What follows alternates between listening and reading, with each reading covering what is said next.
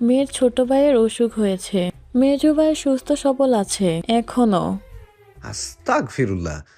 মেয়ের মেজো ভাই গত 13 বছর আগে ইহ জগৎ ছেড়ে পরলোক গমন করেছে। যে বেঁচে আছে সে মেয়ের জলজ্যান্ত হাজবেন্ড। মেয়ের হাজবেন্ড টাকা দিবে, এখন নয়, বাসর ঘরে প্রবেশ নিষিদ্ধ। এহ, বাসর ঘর আমার নিজের টাকায় সাজিয়েছি, তাহলে তোমাদের কেন টাকা দেব? তোমরা সাজালে না হয় তোমাদের টাকা দিতাম। বউকে রুমে এনে আমরাও কষ্ট করে রুমের দরজা তালা ঝুলিয়েছি। টাকা ছাড়া এই তালা এই জন্মেও খুলবে না। কোন দেশে বিয়ে করতে আসলাম রে ভাই? যেখানেই যাই সেখানেই দাবি টাকা দিতে হবে।